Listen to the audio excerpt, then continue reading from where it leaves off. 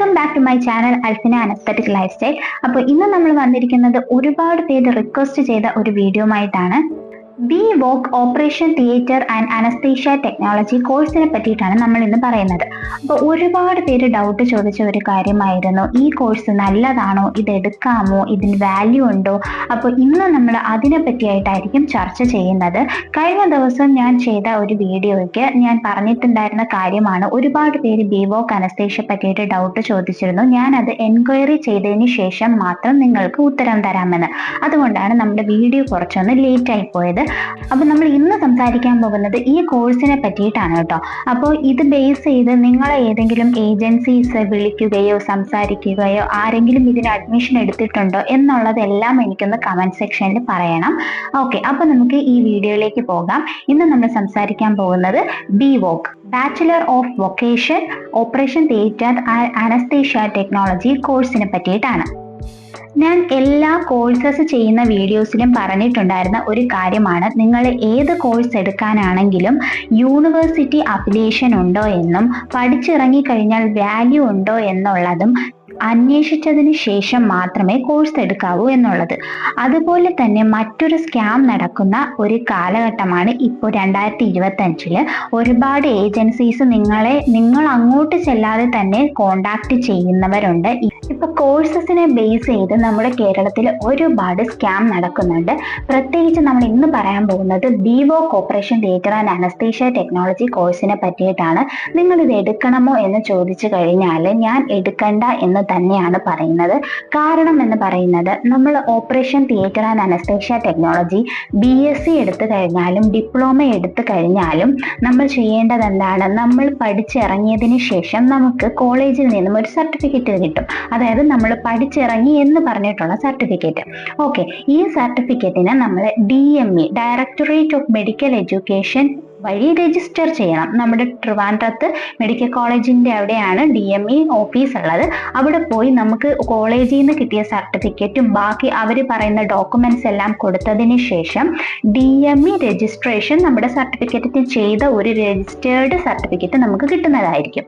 ആ സർട്ടിഫിക്കറ്റ് കിട്ടിയാൽ മാത്രമേ പിന്നെ നമുക്ക് അങ്ങോട്ട് ഇന്റർവ്യൂ ചെയ്യാൻ പറ്റുകയും അതനുസരിച്ച് നമുക്ക് ജോലിക്ക് കയറാൻ പറ്റുകയും പിന്നെ PSCക്കുള്ള ആപ്ലിക്കേഷൻ സ്റ്റാറ്റസിലൊക്കെ നമ്മുടെ DME രജിസ്റ്റേർഡ് സർട്ടിഫിക്കറ്റ് ഉണ്ടെങ്കിൽ നമുക്ക് PSC എഴുതാൻ പറ്റുള്ളൂ.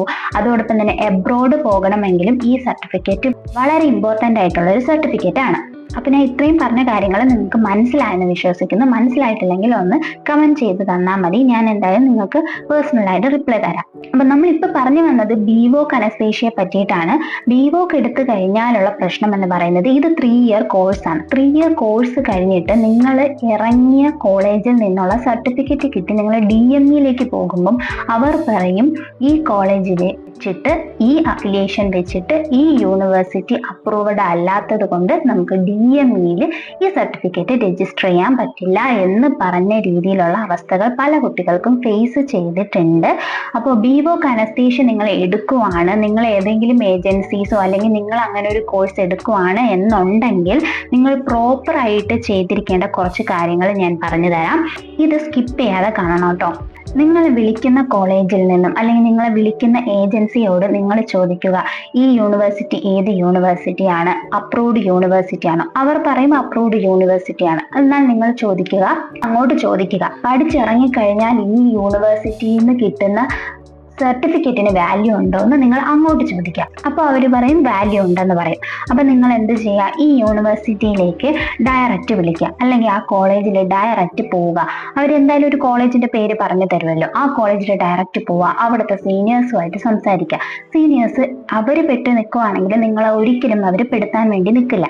പിന്നെ സെക്കൻഡ് നിങ്ങൾക്ക് ചെയ്യാൻ പറ്റുന്ന കാര്യം, നിങ്ങൾ DMEയിൽ ഡയറക്റ്റ് വിളിക്കുക.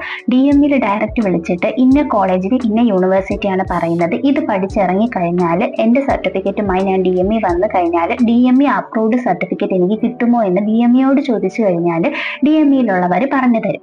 അപ്പോൾ നിങ്ങൾ അതെല്ലാം കറക്റ്റായിട്ട് നോക്കിയും കണ്ടതിന് ശേഷം മാത്രം ഈ കോഴ്സിന് ചേരുക. അത്രയ്ക്ക് നിങ്ങൾക്ക് ഉറപ്പുണ്ട് നിങ്ങൾക്ക് ഇത് പഠിച്ചിറങ്ങിക്കഴിഞ്ഞാൽ അവിടുത്തെ വാല്യൂഡ് കോളേജിലെ വാല്യൂഡ് സർട്ടിഫിക്കറ്റ് അല്ല നമുക്ക് വേണ്ടത്. ആ സർട്ടിഫിക്കറ്റിന് ശേഷം ഈ സർട്ടിഫിക്കറ്റ് കൊണ്ട് നമ്മൾ DMEയിൽ രജിസ്റ്റർ ചെയ്ത് കഴിഞ്ഞാൽ മാത്രമേ നമുക്ക് PSC എഴുതാനാണെങ്കിലും അതുപോലെ തന്നെ എബ്രോഡ് പോകാനാണെങ്കിലും ചാൻസ് ഉള്ളൂ. അപ്പൊ ഇത് നമ്മുടെ ബിവോക്ക് കേരളത്തിന്റെ കാര്യം. ഇനി കേരളത്തിന് പുറത്താണ് എന്നുണ്ടെങ്കിലോ, കേരളത്തിന് പുറത്താണ് എന്നുണ്ടെങ്കിൽ പോലും ഇതൊക്കെ തന്നെയാണ്. സ്കാം ഇല്ലാത്ത ഒരു യൂണിവേഴ്സിറ്റിയിൽ വേണം ചേരാനായിട്ട്. ഞാൻ പറയുന്നത് ബിവോക്ക് നിങ്ങൾ എടുക്കരുതെന്നാണ്. ബിവോക്ക് എന്ന് പറയുന്നത് 3 വർഷത്തെ കോഴ്സാണ്. അതിനേക്കാളും നിങ്ങൾ BSc എടുക്കുന്നതാണ് നല്ലത്. അപ്പൊ ഞാൻ പറഞ്ഞ കാര്യങ്ങൾ ഡൗട്ട്സ് ഒക്കെ ക്ലിയർ ആയെന്ന് വിശ്വസിക്കുന്നു. ആരെങ്കിലും ഇതിൽ പെട്ടുപോയിട്ടുണ്ടെങ്കിൽ അവരൊന്ന് കമന്റ് സെക്ഷനിൽ ഒന്ന് വന്ന് പറയാട്ടോ. നമുക്കത് ബാക്കിയുള്ളവർക്കും കൂടി ഹെൽപ്ഫുൾ ആവുന്ന രീതിയിൽ വീഡിയോസ് ചെയ്ത് മുന്നോട്ട് പോകാം. ഇനി ഇതേപോലെ ഏതെങ്കിലും കോഴ്സിനെ പറ്റിയിട്ടുള്ള ഡീറ്റെയിൽസ് നിങ്ങൾക്ക് വേണം എന്നുണ്ടെങ്കിൽ അതും കൂടി ഒന്ന് കമന്റ് സെക്ഷനിൽ ചോദിക്കാവുന്നതാണ് കേട്ടോ. അപ്പൊ ഞാൻ പറഞ്ഞ കാര്യങ്ങൾ നിങ്ങൾക്ക് യൂസ്ഫുൾ ആയിട്ടുണ്ടെങ്കിൽ വീഡിയോ ഒന്ന് ലൈക്ക് ചെയ്യുക. അതോടൊപ്പം ഈ സബ്ജക്റ്റിന്റെ വിവരങ്ങൾ തപ്പി നടക്കുന്ന നിങ്ങളുടെ ഫ്രണ്ട്സിനേക്ക് ഇതൊന്ന് ഷെയർ ചെയ്ത് കൊടുക്കുക. സബ്സ്ക്രൈബ് കൂടെ ചെയ്യാട്ടോ. നെക്സ്റ്റ് വീഡിയോയുമായിട്ട് നമുക്ക് ഉടനെ തന്നെ കാണാം. അതുവരേക്കും ഓക്കെ, ബൈ, താങ്ക് യു.